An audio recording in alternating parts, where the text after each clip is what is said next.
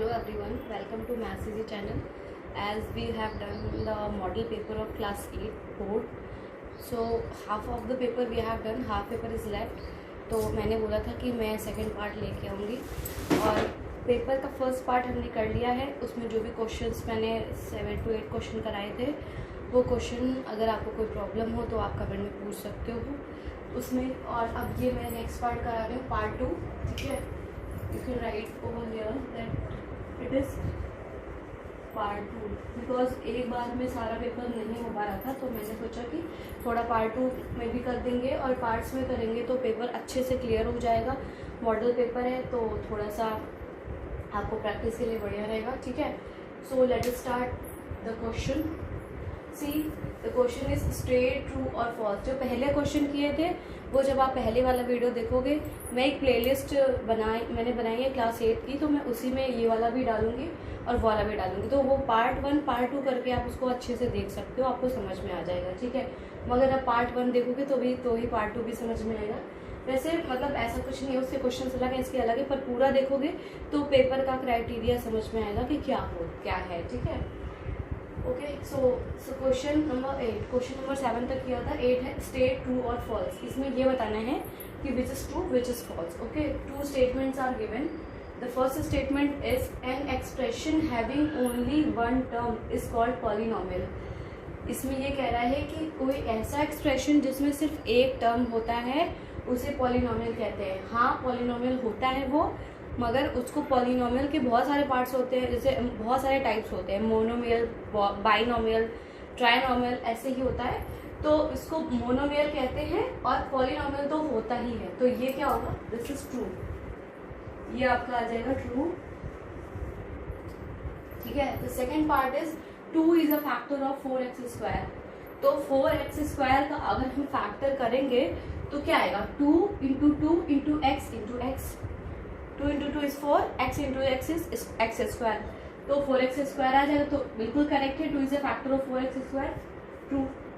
ठीक है, बहुत ही शॉर्ट क्वेश्चन, बहुत छोटे छोटे हैं, पर उसको मैं इतना डिटेल से समझा रही हूँ क्योंकि आपको अगर क्लियर नहीं होगा तो फिर आगे का समझ में नहीं आएगा. ठीक है, देखो नेक्स्ट क्वेश्चन है, find the number which should be multiplied to 392 to make it a perfect cube. मतलब क्या है, find the number, you have to find the number which should be multiplied to 392. ऐसा नंबर फाइंड करो जिसको 392 से multiply किया जाए तो 392 क्या बन जाए, परफेक्ट क्यूब. परफेक्ट क्यूब क्या होता है, क्यूब का मतलब क्या होता है, क्यूब का मतलब होता है 3. क्यूब का मतलब होता है 3. ठीक है, तो कोई भी नंबर है अगर उसको 3 बार मल्टीप्लाई करोगे तो जो आंसर आएगा वो एक परफेक्ट क्यूब होगा उस नंबर का. ठीक है, फॉर एग्जाम्पल मैं आपको कैसे समझाऊं, जैसे इसमें जैसे 2 इंटू 2 इंटू 2 इंटू 2, तो ये क्या हुआ, 2 को 3 टाइम्स मल्टीप्लाई किया तो क्या आएगा, 2 into 2 4, 4 into 2 is 8. 8 is a perfect मतलब बिल्कुल सही है, आइडियल है, परफेक्ट क्यूब ऑफ 2. 8 जो है वो 2 का परफेक्ट क्यूब है. मतलब किसी भी नंबर का अगर क्यूब करेंगे तो जो रिजल्ट आएगा वो उस नंबर का क्यूब कहलाता है. ठीक है, तो 8 जो है वो परफेक्ट क्यूब है किसका, 2 का. 8 परफेक्ट क्यूब है 2 का. तो वैसे ही ये बोला है कि ये नंबर अभी परफेक्ट क्यूब नहीं है, इसको बनाना है. इसको क्या बनाना है, परफेक्ट क्यूब बनाना है. और कैसे बनाना है, परफेक्ट क्यूब बनाने के लिए कौन सा नंबर मल्टीप्लाई करें कि ये परफेक्ट क्यूब बन जाए. ठीक है, find the cube root of the number so obtained. मतलब कि उसके बाद जो नंबर आएगा उसका आपको क्या निकालना है, क्यूब रूट. पहले तो परफेक्ट क्यूब बनाना है 392 को, उसके बाद जो रिजल्ट आएगा मल्टीप्लाई करने के बाद जो रिजल्ट आएगा उसको हमें क्या करना है, उसको हमें उसका क्यूब रूट निकालना है. जैसे स्क्वायर रूट निकालते थे वैसे ही क्यूब रूट निकालना है. ठीक है, अब चलो इसके लिए मैंने पहले से फैक्टराइज करके रखा है जिससे आपको ज्यादा प्रॉब्लम नहीं होगी. 392 को मैंने क्या किया, फैक्टराइज किया, प्राइम फैक्टराइजेशन किया, तो हमारा आया 2 इंटू 2 इंटू 2 इंटू 7 इंटू 7. ठीक है, अब मुझे लग रहा है कि इस इमेज से आपके दिमाग में एक चीज क्लियर हो रही होगी कि 2 का क्यूब यहाँ पे है, 2 का मतलब 3 पेयर बन रहा है.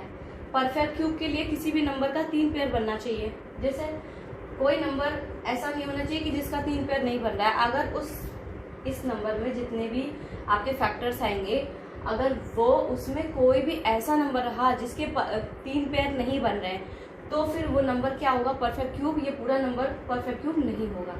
अगर 3 पेयर बन जाते हैं सारे नंबर्स के तो नंबर परफेक्ट क्यूब होगा। तो ये तो पहले ही क्वेश्चन में गिवन, ये परफेक्ट क्यूब नहीं है वो तो पता ही है हमको, और अभी निकाला तो ये प्रूव भी हो गया। ठीक है, तो प्राइम फैक्टराइजेशन किया, फैक्टर्स आए। चलो पहले लिख लेते हैं 392 के फैक्टर्स क्या होंगे, 2 इंटू 2 इंटू 2 इंटू 7 इंटू 7। ठीक है, इसको थोड़ा साइड में कर लेते हैं। So you have got 2 into 2 into 2 into 3 into 7 into 7। ठीक है, तो 2 का 3 पेयर तो मिल गया, मगर 7 का 2 ही पेयर है। तो अब इससे क्या क्लियर हो रहा है कि अगर एक 7 और यहाँ पे आ जाए, अगर एक 7 से और मल्टीप्लाई कर दिया जाए, then this number will become a perfect cube. ठीक है, तो ये नंबर परफेक्ट क्यूब बन जाएगा। तो बस यहाँ पे you can write like this that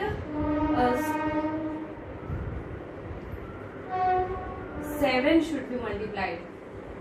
7 should be multiplied to make 392 a perfect cube. Okay, perfect cube.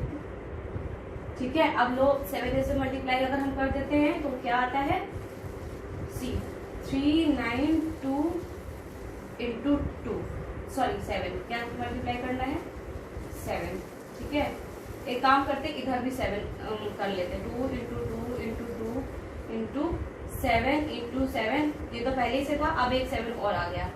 ठीक है, नेक्स्ट वाले पार्ट में क्या करना था, क्यूब रूट भी फाइंड करना था, जो नंबर आएगा। अब हमें नंबर क्या मिला, ये नंबर मिला है और इसका हमने प्राइम फैक्टर भी लिखा हुआ है सामने। ठीक है, अब मैं आपको ये भी बताऊंगी कि परफेक्ट क्यूब रूट निकालते कैसे हैं। ठीक है, बहुत इजी है। देखो अब इसको मल्टीप्लाई करके देखो जरा, 392 इंटू 7, तो 7 2 इज 14, 1 9 7 जा कितना होगा ना 63 होगा, और 1 कैरी होगा 64। ठीक है, 6 कैरी हो गया उसके बाद 7 3 जा 21 6 कितना होगा 27। एक बार दोबारा चेक करते हैं, 7 2 जा 14 1 और 9 7 जा 63 प्लस 1 क्योंकि ये वाला कैरी ओवर 64 6 हो गया, 7 3 जा 21 प्लस 6 इज 27। ठीक है, ये आया 2744 नंबर आ गया हमारा।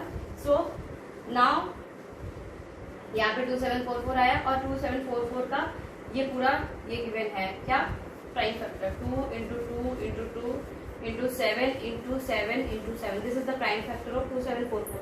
नाउ क्यूब रूट का सिंबल होता है, देखो 2744 का क्या निकालना है, क्यूब रूट का सिंबल होता है यहाँ पे 3। ठीक है, ऐसे ही सिंबल होता है, यहाँ पे 3 बनाते हैं, ये पूरा सिंबल होता है और यहाँ पे 3 लिखते हैं क्यूब रूट। अब इसका क्यूब रूट निकालने के लिए क्या करना है, 3 के पेयर में है ना, 2 into 2 into 2 into 7 into 7 into 7। ठीक है, अब पेयर बना लो, ये 3 का पेयर, ये 3 का पेयर। एक 3 के पेयर से एक नंबर आ जाएगा, एक 3 के पेयर से मतलब एक यहाँ से 2 आया और यहाँ पे 7 आया। ठीक है, तो और रूट हट जाएगा। ठीक है, और यहाँ पे 3 रूट हट जाएगा। ठीक है, तो 7 2 is 14, you have got the 14। तो आंसर हो जाएगा find the cube root of the number so obtained. So the cube root of 2744 is 14। ठीक है, यहाँ पे आप लिख सकते हो। So this question is over. 2 question इसमें मैंने समझाए। ठीक है, आगे के क्वेश्चन करते हैं। Okay, now the next question is question number 10। Find the cube root of 64 by prime factorization method. Prime factorization method पता ही होगा क्योंकि अभी बहुत सारे क्वेश्चन में मॉडल पेपर में ही करा दिया मैंने, 1-2 क्वेश्चन में कराया। ठीक है, तो वही मेथड जिससे प्राइम फैक्टराइजेशन फैक्टर कर निकालते हैं।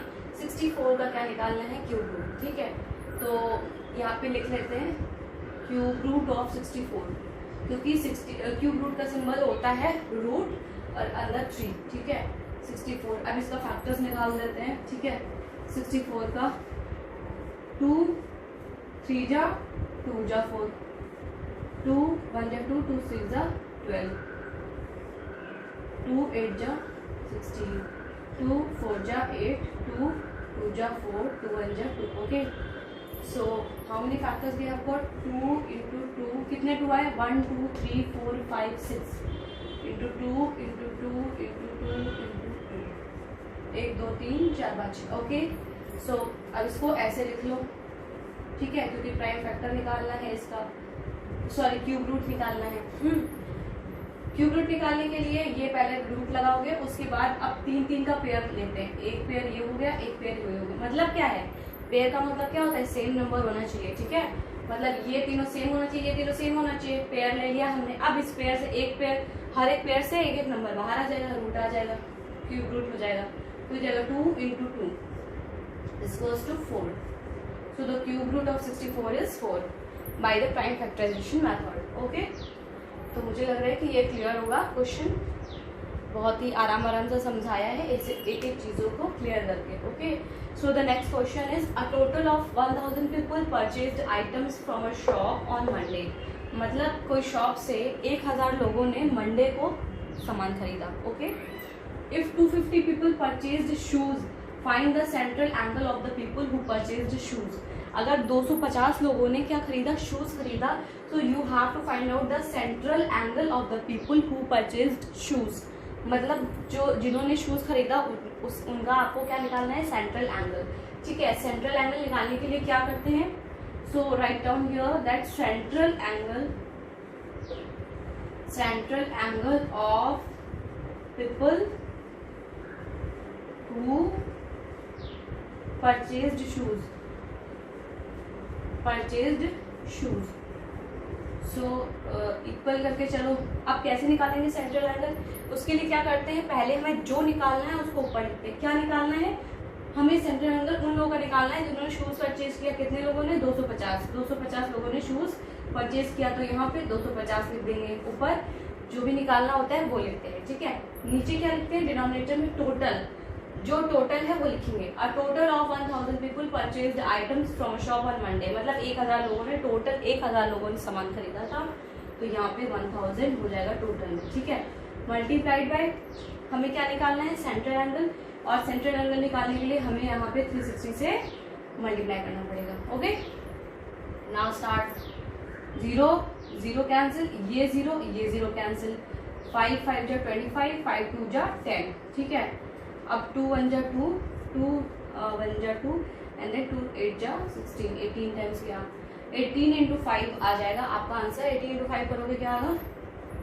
4 4 8 5 जा 44 और 5 90, क्या आएगा? 90. तो the people, central angle of the people who purchase shoes is 90 degree. Angle है, ठीक है, क्या है? एंगल है, इसलिए यहाँ पे डिग्री लगा देंगे. ओके, सो ये क्वेश्चन बहुत ही इजी था. सेंट्रल एंगल निकालने के लिए कुछ भी नहीं करना होता है. न्यूमरेटर में वो लिखते हैं जिसका निकालना है. डिनोमिनेटर में वो लिखते हैं जो टोटल है. मल्टीप्लाई किससे करते हैं? 360 डिग्री से. ठीक है, क्योंकि सेंट्रल एंगल निकालना होता है. Now next question is fill in the table. ये क्वेश्चन नंबर 12 है. इसमें एक टेबल बनी है जिसको फिल करना है. ठीक है, पेट्रोल इन लीटर्स यहाँ पे दिया है, पेट्रोल लीटर्स में, और नीचे दिया है डिस्टेंस इन किलोमीटर. डिस्टेंस दिया है. इसका मतलब क्या समझ में आया आपको? कि कितने लीटर पेट्रोल में कितना डिस्टेंस कवर होता है वो गिवन है. ठीक है, पर उसमें सारे चार्ट में अलग अलग आपको फिल करना है सॉल्व करके. पहला वाला आपको गिवन है. देखो पहला क्या गिवन है कि 2 लीटर पेट्रोल में 10 किलोमीटर डिस्टेंस आप ट्रेवल कर सकते हो. 2 लीटर में 10 किलोमीटर, तो 1 लीटर में कितना होगा? 5 किलोमीटर. ओके, यहाँ से आपने 1 लीटर यहाँ लिख दिया मैंने. 1 लीटर पेट्रोल में 5 kilometre distance you can cover. Okay, so from here the first part we have solved that how much distance can be covered in 1 liter of petrol. Okay, now here it is given 3 liter of petrol is given. मतलब कि 3 litre में कितना distance travel कर सकते हैं. तो 1 litre में 5 kilometre, तो 3 लीटर में क्या? 3 5 15 15 किलोमीटर. ओके, ऐसे ही यहाँ पे क्या है? यहाँ पे आपकी पेट्रोल नहीं गिवन है, किलोमीटर गिवन है. मतलब 20 किलोमीटर कितने लीटर में ट्रेवल कर सकते हैं. ठीक है, तो आपको ये फाइंड करना है 20 किलोमीटर डिस्टेंस कितने लीटर में कवर कर सकते हैं। 1 लीटर में 5 किलोमीटर कर सकते हैं, 2 लीटर में 10, 3 में 15, तो जाहिर सी बात है 4 लीटर में 3 पचे 15, 4 पंचे 20, मतलब 4 5 20, तो 4 लीटर पेट्रोल में 20 किलोमीटर कर लेंगे, ठीक है। और वैसे ये तो बिल्कुल पूरी सीरीज ही गिवन है, और 5 लीटर में 25 किलोमीटर डिस्टेंस ट्रेवल कर लेंगे, ठीक है। आपने फर्स्ट सॉल्व कर लिया, उसे ये समझ में आया कि 1 लीटर में 5 किलोमीटर ट्रेवल कर सकते हैं, तो 3 में 15 और 4 में 20, 5 में 25 ऑब्वियस है, ठीक है। ये तो टेबल के हिसाब से ही चल रहा है, 5 की टेबल के हिसाब से, ठीक है। तो ये आपका ये क्वेश्चन हो गया। ओके, नाउ चलो नेक्स्ट क्वेश्चन करते हैं। So the next question is question number 13, find the value of 6p² - 7p + 5 at p = 0। एक एक्सप्रेशन आपको दिया है, ठीक है, एल्जेब्रिक एक्सप्रेशन दिया है, और इसमें क्या गिवन है, एट p = 0, मतलब ये क्या है कि p की वैल्यू 0 अगर रखेंगे, देन यू हैव टू, इस एक्सप्रेशन में p की वैल्यू 0 आपको रखनी है, then you have to find what will be the result. Now start doing. Expression लिख लेते हैं पहले, 6p² - 7p + 5, ठीक है, = 6। अब p की जगह 0 अगर रख देंगे तो स्क्वायर की वैल्यू कोई मतलब ही नहीं है, ठीक है। 7 p की जगह 0 + 5। अब देखो ये 0 ये 0, ये हो जाएगा 5, तो your answer will be 5। This is the answer. Okay, now the next question is number of pipes time in minutes, मतलब कि 4 पाइप को 70 मिनट लगता है टैंक को भरने में, तो 7 पाइप को कितना टाइम लगेगा, x टाइम लगेगा, गिवन है, ठीक है। तो ये चार्ट गिवन है, इस चार्ट से आपको ये बोल रहा है इट इज डैश प्रोपोर्शन। देखो पाइप और टाइम का कॉन्सेप्ट है, इसमें आपको ये बताना है कि ये डायरेक्ट में है या इनडायरेक्ट प्रोपोर्शन में है, यहाँ पे डैश में, ठीक है। तो डायरेक्ट और इनडायरेक्टली क्या बताया है मैंने, डायरेक्ट के लिए ये होता है कि एक क्वांटिटी बढ़ेगी दूसरी भी बढ़ेगी, एक घटेगी दूसरी भी घटेगी, और अगर इनडायरेक्ट होगा तो एक क्वांटिटी बढ़ेगी और दूसरी घटेगी, मतलब the direct proportion is directly proportional और इनडायरेक्ट प्रोपोर्शन इनवर्सली प्रोपोर्शनल होता है। तो इनवर्सली प्रोपोर्शनल का मतलब कि एक बढ़ेगा तो दूसरा घटेगा, ठीक है। अब पाइप्स और टाइम का जो कॉन्सेप्ट होता है वो कैसा होता है, देखो जरा अपने दिमाग से। 4 पाइप 70 मिनट में भर रही है टैंक को, तो 7 पाइप कितने मिनट में भरेंगी, ऑब्वियस सी बात है 70 से कम ही टाइम लगेगा। मतलब यहाँ पे 4 थी, यहाँ पे 7 है, पाइप तो बढ़ा दी मगर टाइम क्या होगा, कम हो जाएगा। क्यों कम होगा, क्योंकि देखो 4 लोग किसी काम को 10 घंटे में करते हैं, ठीक है, तो एक आदमी किसी काम को कितने घंटे में करेंगे, ज्यादा टाइम लगेगा उसको। वैसे यहाँ पे देखो 4 पाइप है तो 70 मिनट लगा, लेकिन अब देखो जब पाइप ज्यादा हो गई तो टाइम कम लगेगा, ज्यादा लोग काम कर रहे हैं तो कम समय में काम पूरा हो जाएगा। और अगर क्या हुआ, अगर कुछ थोड़े कम लोग काम कर रहे हैं तो जितना टाइम लग रहा है, अगर उससे ज्यादा लोग काम करेंगे तो टाइम उससे कम लगेगा, ठीक है। तो मतलब टाइम जो है वो, अगर आप पाइप को बढ़ा रहे हो तो टाइम हमारा कम हो जाएगा, इसलिए ये क्या है, इनवर्सली प्रोपोर्शनल है। तो you can write over here inversely, it is inversely proportional, ठीक है। इट इज इनवर्सली, नहीं प्रोपोर्शन लिखा था ना, तो इट इज इनवर्स प्रोपोर्शन, यहाँ पे लिख सकते हो inverse, it is inverse proportion, ठीक है। उसके बाद गिवन है 4 × 70 = 7 × x, you have to find the value of x। तो देखो सिंपल है, 4 × 70, अब इनवर्सली प्रोपोर्शनल था इसलिए इसको ऐसे ही लिखा, इनवर्सली प्रोपोर्शनल में ऐसे ही सॉल्व करते हैं, इन दोनों को मल्टीप्लाई करेंगे, इक्वल साइन इन दोनों को, ठीक है। अब देखो अब सॉल्व कर लेते हैं इसको, 7 1 7 7 10 70, तो x की वैल्यू क्या आ गई, 4 × 10 = 40, सिंपल है। तो मतलब क्या है कि, मतलब ये है कि 7 पाइप्स जो है वो 40 मिनट्स में, यहाँ पे आंसर आता है 40 मिनट्स, 7 पाइप 40 मिनट्स में, x की वैल्यू 40 मिनट्स है, 40 मिनट्स को में फिल करेंगे, ओके। तो ये पाइप्स और टाइम का कॉन्सेप्ट था, मगर ये इसमें ये मिक्स था आपका किससे, चार्ट टेबल का कॉन्सेप्ट के साथ में प्रोपोर्शन का कॉन्सेप्ट भी मिक्स है, तो ये बहुत अच्छा क्वेश्चन है आपके लिए। Okay, the next question is match the following, you have to matching करनी है। ए है -4 की पावर 3, कोई भी बेस है उसकी पावर माइनस में, उसका बेस माइनस में पावर ऑड है तो आंसर माइनस ही आएगा। तो 4 की पावर -3 हो जाएगा -64, ये इसका आंसर हो गया। ऐसे में मैच कर दीजिए, ठीक है। रूट क्यूब रूट 1 का रूट लगाओगे कुछ भी है आएगा 1 ही, है ना। उसके बाद -3 into -3 minus plus 3 into 3 is 9, 9 2 जा 18, तो ये हो जाएगा 18, ठीक है। ये आपका हो गया आंसर, ठीक है। Next question is question number 16, factorize. आपको 10ab + 4a + 5b + 2 इसको फैक्टराइज करना है, ठीक है। चलो स्टार्ट करते हैं। पहले क्या करते हैं, इन दोनों में से देखिए क्या कॉमन आ रहा है। इन दोनों में से एक तो a कॉमन आ जाएगा और दूसरा 2 आ जाएगा। 2 इन दोनों में कॉमन आएगा तो 2a कॉमन ले लेते हैं, ठीक है। तो यहाँ से जब 2a कॉमन लेंगे तो 2 यहाँ क्या बचेगा 5, क्योंकि 2 5 जा 10 और यहाँ b बचेगा, a चला गया। प्लस यहाँ से 2a कॉमन लेंगे तो 2 आ जाएगा। प्लस इन दोनों में क्या कॉमन आ रहा है, कुछ भी नहीं, 1 कॉमन आ रहा है तो 5b + 2 ये हो जाएगा, ठीक है। अब 2a + 1 का एक ब्रैकेट बन जाएगा, ये दोनों कॉमन है, दोनों सेम है, तो इसलिए क्या होगा 2a + 1 का एक ब्रैकेट हो जाएगा, 5b + 2 का दूसरा ब्रैकेट हो जाएगा, ठीक है। ये आपका हो जाएगा फैक्टराइजेशन, 2a + 1 और 5b + 2, ठीक है।